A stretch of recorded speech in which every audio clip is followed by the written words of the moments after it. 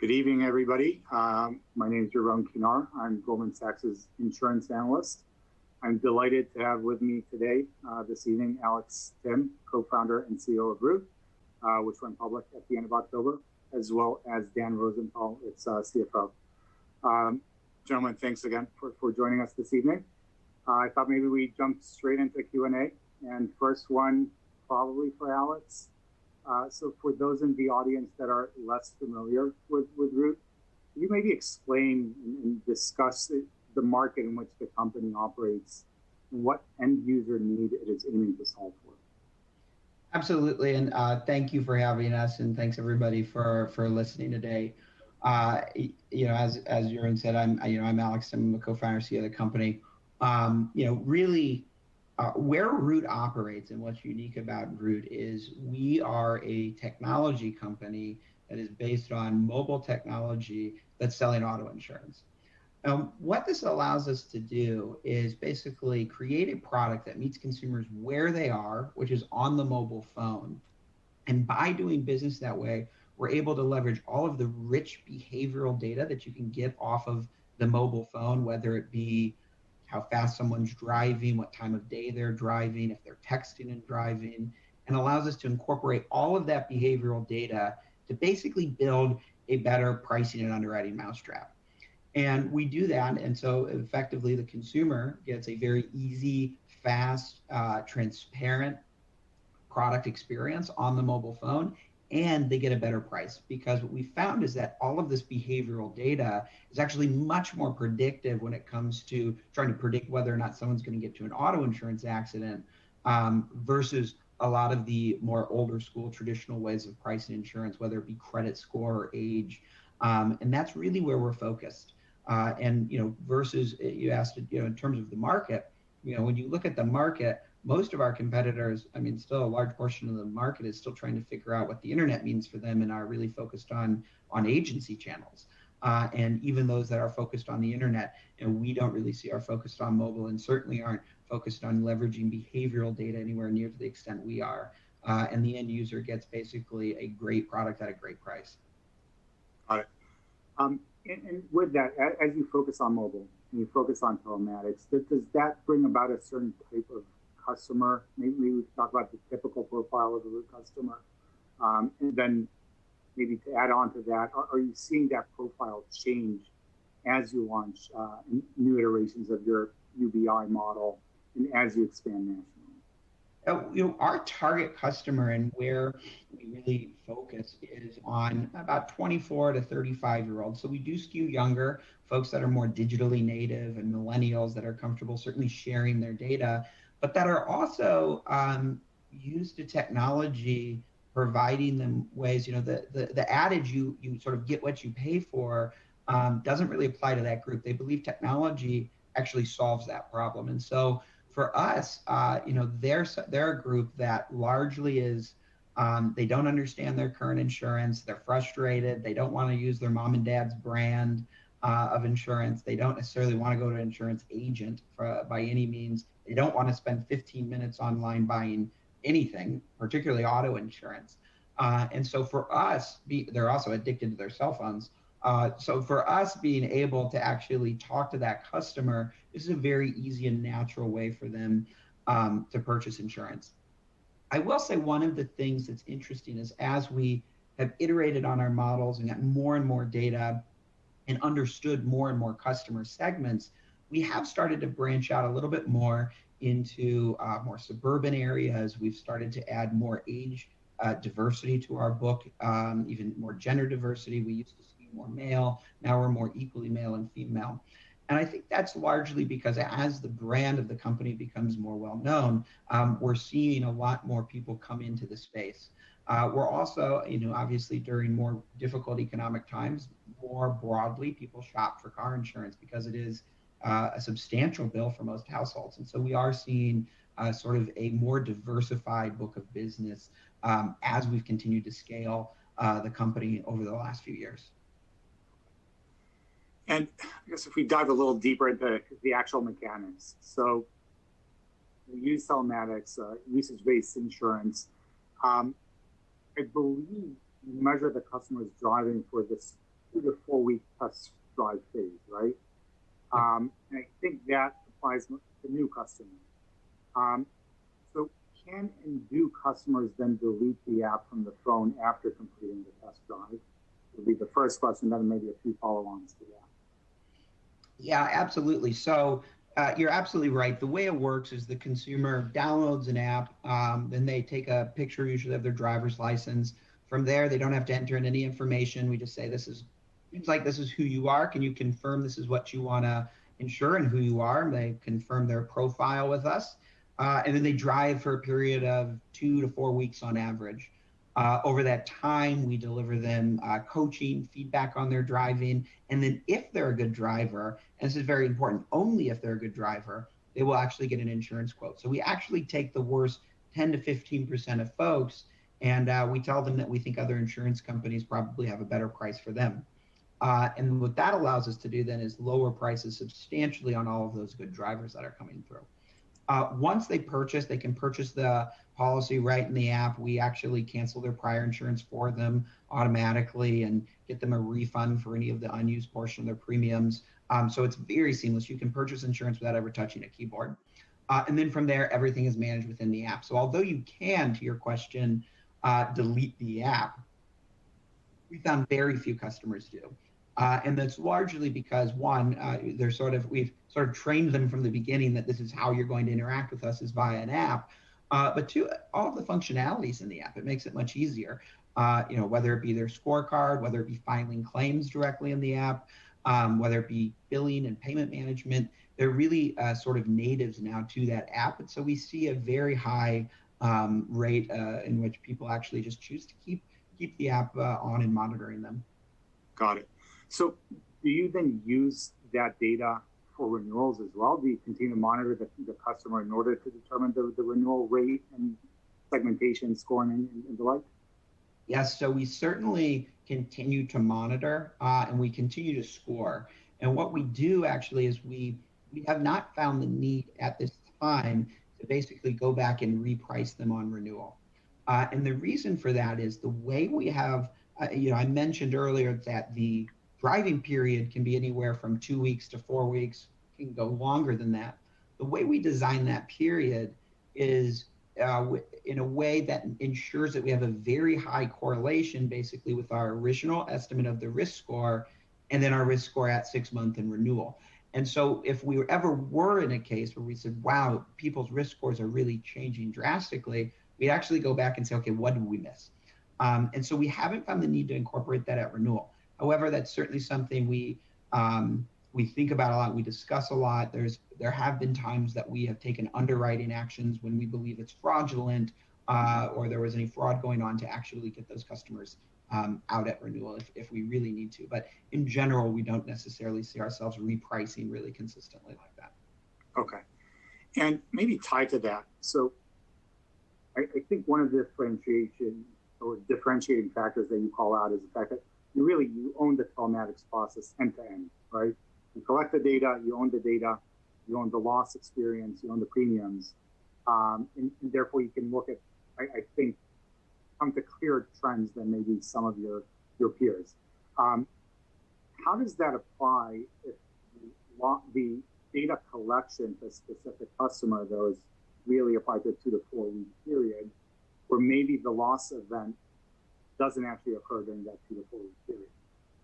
Yeah, absolutely. So the technology here is really not trivial. And I can't really stress that enough.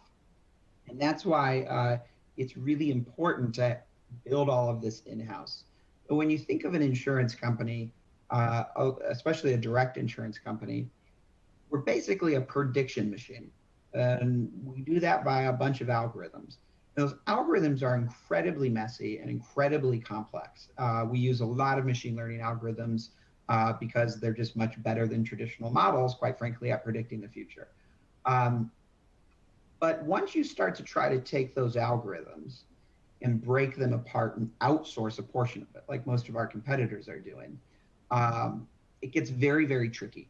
And it's even worse if you actually look, even one of our largest competitors said they take their entire traditional model and then they bolt on basically at the end, this telematics data.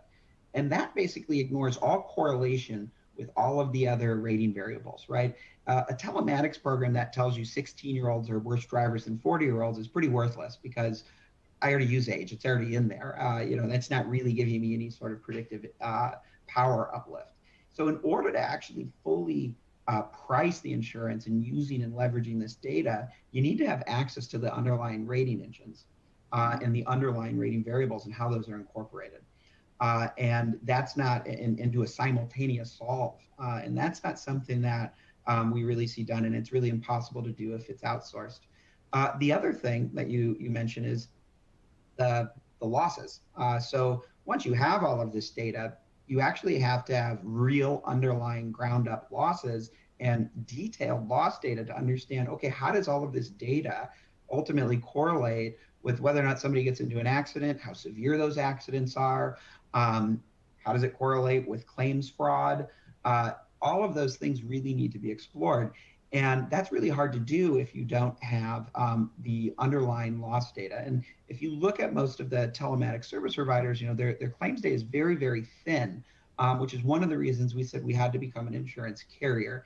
A lot of them have what they call implied claims data, where they try to predict whether or not a claim occurred and then train models on the prediction of another model, which obviously is fraught with difficulty. And so that's one of the reasons why we said we really have to in-house all of this. And what that's allowed us to do is basically control the entire technology and data science stack behind our pricing algorithms. And that then enables us to much more rapidly actually iterate on the data that we're collecting and make sure then that we are consistently improving our predictive accuracy.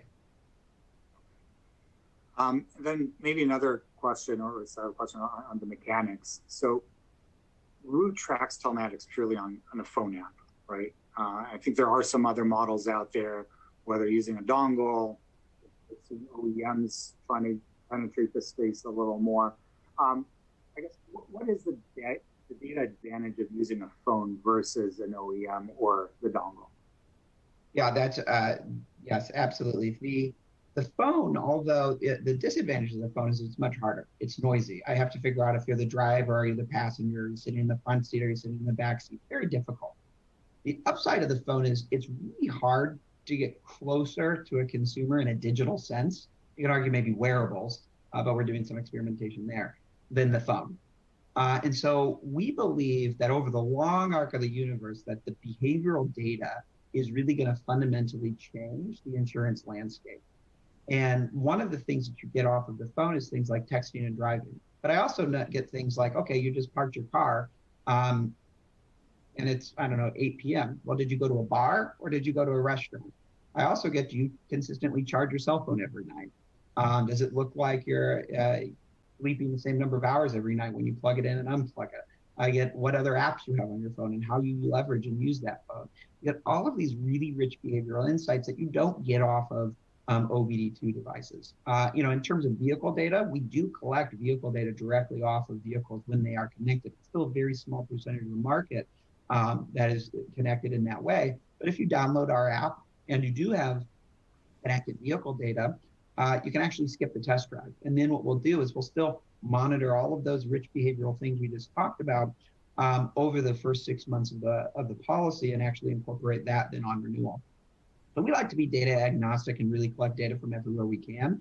But we think the smartphone and continuing to push into more behavioral-based pricing is really, really important. And we think that it's really hard to get closer. I mean, a lot of consumers sleep with these things. So it's really hard to get closer to the consumer than the smartphone. Okay. And does the wide range of phone models and the the consistent launch of new models, does that create a challenge as you try to chew up and align the data? Yeah, it's huge. So this is why you need a substantial, it's not just a data science effort that we talked about, but it's also a substantial engineering effort.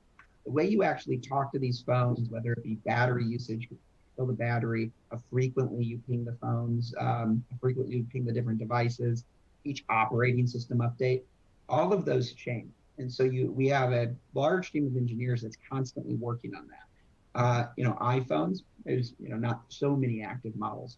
You get into the Android world, and you're talking just a wide diversity of models of phones. And each of those you have to actually have a unique strategy for. And that's difficult, and that's a lot of time. It's very time consuming. And different phones and makes and models actually have different quality of chips, even different iPhones, whether or not you have a Sprint iPhone versus a Verizon iPhone, that aren't necessarily all created equal. And so you have to actually understand all of those differences just in the hardware and then also the software. So it's an ongoing engineering effort. And maybe final one on kind of the more the nitty gritty of the mechanics. Is the sensitivity of most phones, is it sufficient to capture the various forces that you really want to track, whether it's hard brakes, acceleration, how you take turns and so on?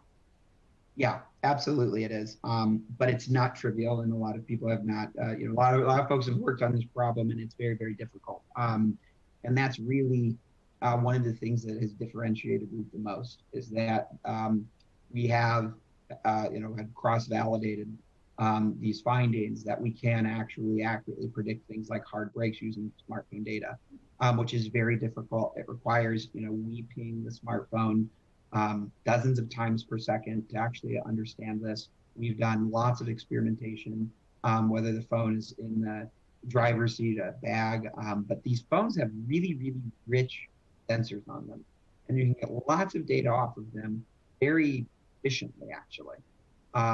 However, they're really, really noisy. And so it takes a lot of ingenuity and a little bit of luck, actually, to actually develop a lot of these algorithms that can accurately predict the underlying physical events on the vehicle. And there's lots that are trying, and almost nobody does it well. So now if we take a step back, I think we touched on a couple of these points, but maybe we try to put this all together. Why is UBI, usage-based insurance, so important to auto insurance? One, and two, how is Root differentiated considering the growing use of UBI across the auto insurance industry? Yeah, absolutely. So UBI is so important for a variety of reasons. One, it's just more predictive. And this is usage-based insurance, telematics, behavioral-based systems. As we get more and more high-fidelity data, our predictions are just much, much better. You can imagine that, it's not hard to imagine why either. Right? Of course, if I know whether or not you're tailgating, I'm probably going to do a better job at knowing whether or not you're going to get into an auto accident than if I just know your credit score. And so that's the bar we have to beat, right? Because that was the last real innovation in this space, which is pretty remarkable. And so it's not so hard to imagine that a lot of this behavioral data, whether you're going to bars at night, what you're doing, is going to be much more predictive of those accidents. The other thing, though, is that it's actually really beneficial for society. When you think about the way auto insurance is priced, it's effectively a tax on the poor. We sort of take the worst zip codes, the worst credit score folks, those who are least able to actually afford to pay for auto insurance, and we charge them the most. This, however, and by the way, a lot of those factors you don't really have much control over. The consumer can't really go and say, oh, I'm going to change my credit score, at least overnight. It can take them years. Whereas this is just saying, hey, don't text and drive. Hey, don't drive drunk. Do things that are responsible, that help society, and you'll be rewarded. And that's incredibly, incredibly important. And that's why it's so important to be good at it and to leverage it. The hard part and the difficult part is most of our competitors are well over 100 years old. Lots of them are even still recruiting COBOL programmers, operating on mainframe systems, having completely outsourced even just the most basic functions of their technology to companies like Guidewire or Duck Creek. So when we start to talk about the fundamental change in the nature of data from sort of I'm going to go and just pull into data entered into a linear model and see how that predicts losses, to suddenly truly high frequency data that's coming in and using machine learning algorithms to real-time price, that's incredibly difficult of a transition to make. It really requires almost an entire reinvention of the company. And that's one of the reasons why we started Root, is because we saw this massive opportunity to really start the first actual technology-based insurance company, and to do so leveraging behavioral data. And we think it's going to And we think the long arc of the universe again is in the direction of highly customized products, and we think in financial services with better pricing that's actually based on something a consumer can control and that makes sense to them. And we think behavioral data and machine learning is really the way you get there. And I think you're working on version 4 of your UBI model now. Can you maybe talk about some of the key differences between version 4 and the current model? Yeah, absolutely. So this is, and I love this because this is one of the most, honestly, it's been one of the most fascinating things about starting the company. When we started the company, we had no data. And so you sort of go out there and you guess more or less on, and it's part of the hard part of starting a data science company, not having any data when you start. You sort of take a best guess. And not surprisingly, that guess is pretty wrong, at times really wrong, at times not so wrong. And then what you do is you start to iterate as you collect more and more data on the pricing algorithms and on your algorithms. And as we've done that, what we've seen is basically loss ratios come down. We've seen performance massively improve, particularly in customer segments and states that we've been in for quite a while. And so there's this massive benefit to actually retraining that model and continuing to grow in order to basically better price. Our 4.0 model, which is right now in R&D and is moving into production very soon, which is our version after our UBI 3.14 model, which we named after our adoration for pi at the company. We're a bit nerdy, but our 4.0 model, some of the key differences there is we've actually incorporated a lot more interactions. Right? When you think of the number of variables that we use to price, the interactions between all of them, you get into very high dimensionality very quickly. And in order to actually produce reliable results, you need a massive amount of data.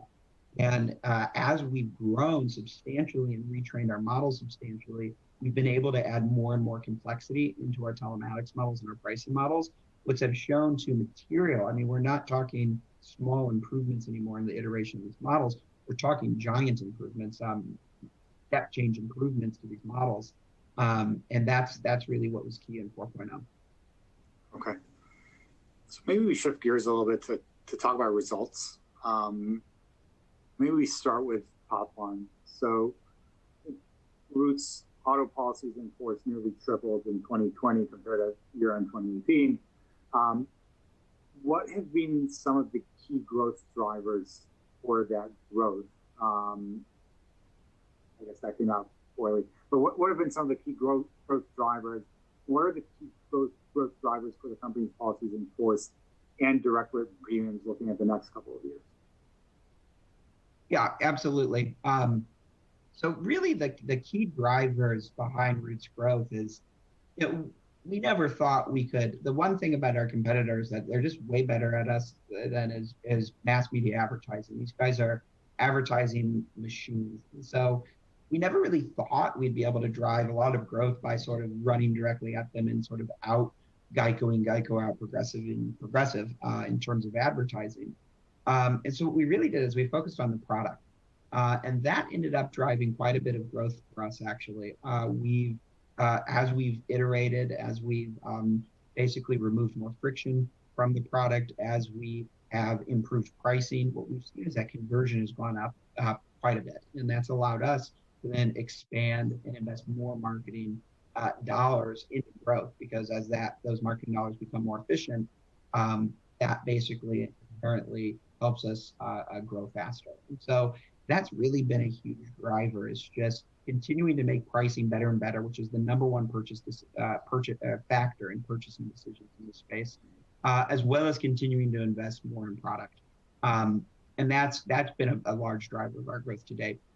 The other thing, we've also added multiple states. Now we're only in 30 states today. We want to be national, and we will be national in the coming months. And we think that will drive substantial growth. We've also added more product lines. We now sell renters insurance and home insurance, and that certainly has opened up new marketing segments and new channel segments for us, which have really allowed us to then expand even further. So a lot of the growth has been driven by product. A lot of the growth has been driven by adding new product lines and new customer segments, but as well as geographic expansion, which we think we still have a long way to go to really tapped out on all of those growth opportunities. Okay. And then if we look at 2020, and maybe I'll bring Dan into the conversation here as well. Had I thought of, a COVID environment, social distancing environment, had you asked me what that would mean for a mobile first, direct oriented company that's also offering cost savings through telematics, I would have thought that we'd see growth just accelerate and explode. And we've actually seen a slowdown sequentially, I think, over the course of 2020. Can we talk about the drivers for that slowdown? Is that just merely a function of reduced marketing spend during the middle of the year? Are there other drivers that led to that? Great question, Yaron. And again, thank you for having us today and giving us the chance all day to meet with a number of investors and obviously host us today. Alex and I have talked a lot about this, and going back to the decision making that we made as a management team in March, April, May, June. The reality is when we went to work from home, which for us was March 13th, really, none of us really knew how this was going to play out. Unemployment levels quickly skyrocketed.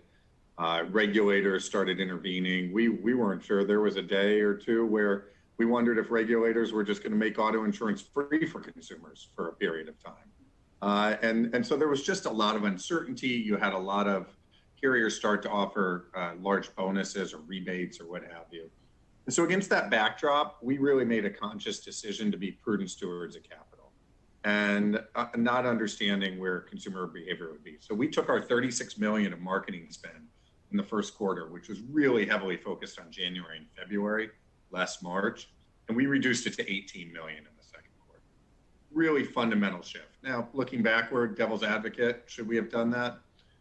I don't know. I still think it was the right move, given that uncertainty and given this really other important piece that ultimately regulators did not allow price changes and certainly price increases for a significant period of 2020. And so for us, because of what Alex talked about, one of our advantages is that constant iteration of the pricing model. Being able to refine based upon the data that we're ingesting, refine that model, move through version 3.0, 3.14, 4.0, et cetera. That's a really important part of our business model. And during a time period where regulators were restricting or prohibiting that from being able to occur, I think it's an appropriate decision that we made to curtail our marketing spend. And it certainly had an impact on our growth. Now, a lot of companies would take the growth levels that we experienced in 2020 because it was really significant growth. But we know we can have even more special growth as we enter 2021. So we're looking forward to reporting out our Q4 results, but even more importantly, to talking about how we view 2021, because our marketing spend really only recently has ramped up, as you know, and the fourth quarter from a seasonality perspective is always the quarter where we experience, frankly, the least amount of growth because we're competing against retail spend in the digital marketing space. And on top of it, we all know what the presidential election amounted to from spending in this particular fourth quarter. So I think stay tuned. We're excited to come forward at the end of February and talk more about our growth plans for 2021 and why we're really confident in our existing states as well as with the state expansion that Alex referred to. Okay, makes sense. I look forward to hearing more. One set of kind of recurring questions that I get when I talk about Root is around the company's retention rates. And I think you've noted on several occasions that the retention rate is a function of a less seasoned book. So maybe we start off with talking about why seasoning matters and can the company get to industry averages as far as retention rates are concerned over the long term?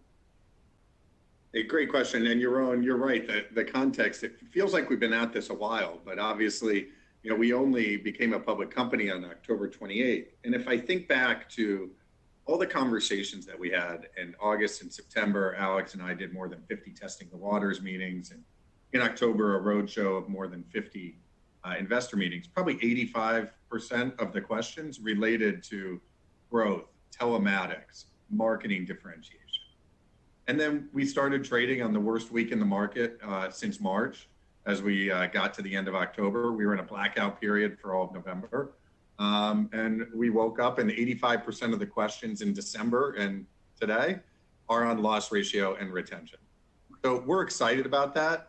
Like, I want to be very clear, we get it. We get that we're a 5-year-old company. We're really excited about our telematics. We think they're differentiated. And we think as we come to that earnings call at the end of February, we're excited to share more proof points from a lot of what Alex described as we've matured in certain states around retention and loss ratio. So we're excited to bring it to that. That said, we also recognize that we're a young company and it takes time. And for us, about half of our premium comes from renewal customers as opposed to new customers. And you're right, frankly, a seasoned book for a legacy carrier would be closer to 85% of their premium would come from renewal customers, is generally going to drive a lower loss ratio and greater retention, a greater retention feeding on itself, not just for years, but for even decades. So I think some of this is truly a function of time as we continue to trend and improve our retention rates. I think the other piece, and I'm sure Alex will get into this too, there are a lot of things that we're doing around retention, because I would tell you, Yaron, it's not like we're sitting and settled with where we are by any means. We see this continuing to improve as we feed our customer segmentation and the mix shift in terms of who we're bidding for customers, as we minimize some of the pricing shocks through the portfolio, which obviously has a huge impact on retention. But also, I just think it's a matter of improving our customer engagement, continuing to improve the product, and putting it in perspective. And some of that will come from a function of time over that time period. So is there like a point where retention just naturally picks up like very significantly? Is it the second renewal, the fourth renewal, the 10th renewal? At what point do you all of a sudden see the step function, if it even exists, in terms of seeing the retention improvement? Great question. I think when you smooth out for price shocks and some of the other aspects, getting through that first term and that first term renewal is the key aspect. And part of that is our business model. You know, Alex talked about it. We underwrite out 10 to 15% of our customers because of based upon how they drive. We believe 10 to 15% of drivers make up close to half of insurance related costs. And so for us, during that test period, particularly for our day zero product flow, it's binding with a customer, having them go through the test drive. And then there's a part of our business model, a piece of our customer segment is actually underwriting them out. Now, that hurts our retention number in theory, because we've taken a customer through a period of 15, 30, or even 60 days and then underwritten them out. But we think it's the right thing to do for the long-term business model. So what I'm suggesting is whether it's that, whether it's non-payment cancellations, whether it's fraud that we identify, there is some noise in the first term that as we've worked through that first term retention, you see whether it's industry averages or what we're seeing at Root, the second term renewal is automatically at a meaningfully higher percentage than that first term renewal. And we expect that as our book seasons, that will continue to improve. Got it. And then maybe this next one is for Alex. So within auto, I think there are some customer acquisition strategies and product offerings that clearly target a higher churn customer in an unabashed way, right? And they can be very successful if they're priced correctly, if you collect the right amount of fees around them as well. Do you think that in Root's case, the mobile first customer acquisition approach attracts a type of customer that may be less sticky inherently and therefore needs to be priced accordingly? Or is that, are we just talking about letting this book season and this retention resolves itself? Yeah, really what we're seeing today is, and this goes for retention, and as Dan said, of course, terms 3, 4, 5 retain way better than term 1 to 2, no matter industry wide. So that's certainly not an issue with Root. But in terms of if our acquisition strategy or our customer strategy is actually driving churn or a higher churn segment, we don't really see any evidence of that, whether it's looking at our book's average FICO score, percent of our book that owns homes, our percent of our book that's minimum limits, We don't really see what I would classify as, often you hear it called non-standard, but like deep non-standard customers, like the general or some of those others. And as you said, they're very unabashedly non-standard. We don't really see that mix in our book. We have some of that, low double digits, 10, 12% of our book is probably in that range, somewhere around there. But you still see most of our book really being, it's not super preferred. So we're not talking about the folks who need boat insurance and home insurance and car insurance and will insure their wine collection. It's not that either. We're really more, when you look at our customer segmentation, kind of right in the middle there. And so it's more of that middle market customer. So why churn it looks the way it does is actually a large function of the fact that what I was saying before is that when we launched, we had no data, and we've had to aggressively reprice many segments of our book. Some, by the way, in the good direction, the positive direction, where we lower rates on them. They don't go and buy 2 policies, though, so you don't really see that in retention. And some where we have to increase rates on it. When we do that, you see churn spike, and then it comes back down after the rates really sort of normalize. And so, as Dan said, when you look at our mature markets, that's really where you see retention pretty much stabilized to very expected levels, very industry-esque levels. And so that's really the primary driver there. In terms of our customer and who we're targeting, we have recently seen us trend throughout 2020. You did see us trend more towards a standard customer mix. That's both a function, we believe, of brand awareness, as well as adding on more different marketing channels where maybe a more standard customer may be. And so we have seen, for instance, our FICO scores come up. We've seen our home percentage ownership come up, and we've seen lots of those leading indicators come up. So it doesn't look as if sort of the customer by their nature is a more churny customer than maybe the average. They are younger, which is going to be a little bit more churnier, though. So they're not that ultra preferred either. The other thing that we've done and that we've really driven retention up with is some of our product experience. So for some of those more churny segment, that really churny segment that we've got of that bottom segment, we actually have shipped something called Boomerang, for instance, where consumers can sort of pause their insurance and then turn it back on at a later date very easily. And we found that works for that higher churn customer segment. And to your point, the nice thing about retention is it's actually much easier to predict than losses. So it's much easier for me to predict when a customer comes through our funnel how long they're going to retain with us than it actually is for me to predict even the loss ratio. And so when they come in through the funnel, there's nothing wrong necessarily with the folks that we think are going to churn rapidly, but because we believe we can be successful there, it just means you have to price them accordingly, and you have to make sure you recoup your customer acquisition costs up front. So that's really the most important piece to it. We don't necessarily say there's a bad customer here. We just think you have to go in sort of eyes wide open to know what kind of customer you're pricing. Got it.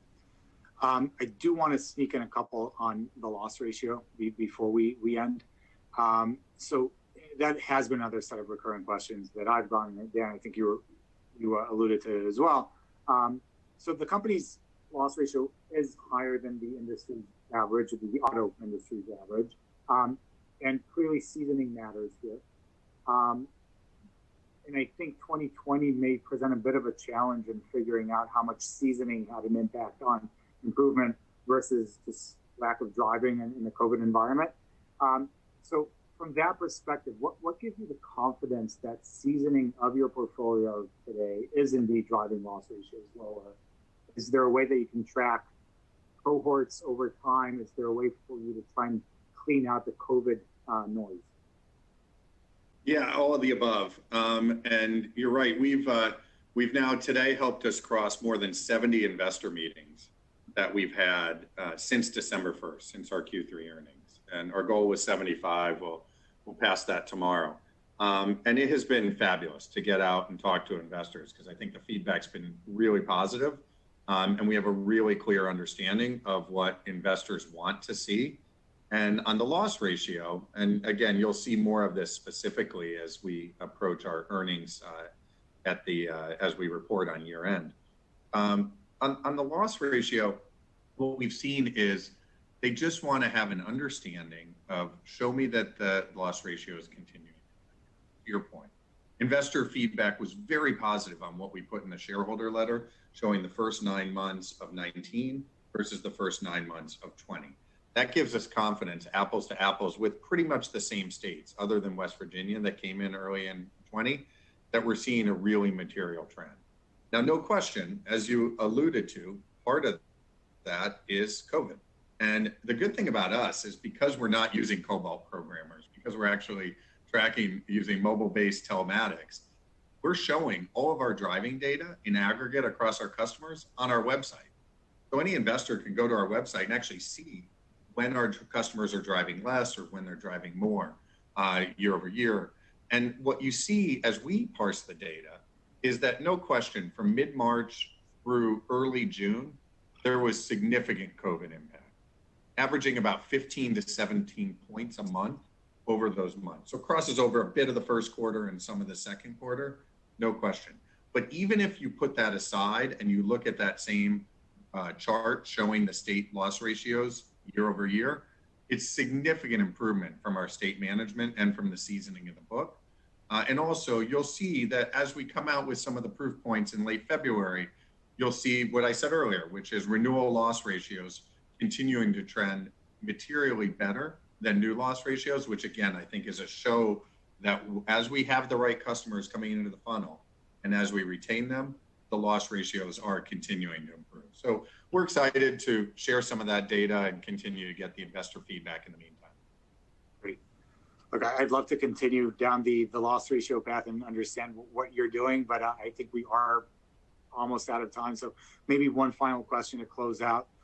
When you look at the coming year, what excites you most about the business? And maybe what do you envision Root will look like in 5 years? Yeah, I think what excites me the most is the business. We've learned, we've made a lot of mistakes, obviously, in our time. We have the scars to show for it. And I think what excites me when I look forward is just the massive growth opportunity. There really is no technology-based insurance company out there today that is really accelerating and taking market share the way that we think is possible. We really do believe, and I think we now have proof in the pudding that this behavioral data and this high frequency data that we're collecting is much more predictive and can build much better customer experiences and product. And quite frankly, we're very confident that we have a better underwriting and pricing mousetrap. There'll be some efforts to get there and going national and adding new customer segments. And we don't believe it's going to be an easy road. But we do see right now that we're operating in a $266 billion market.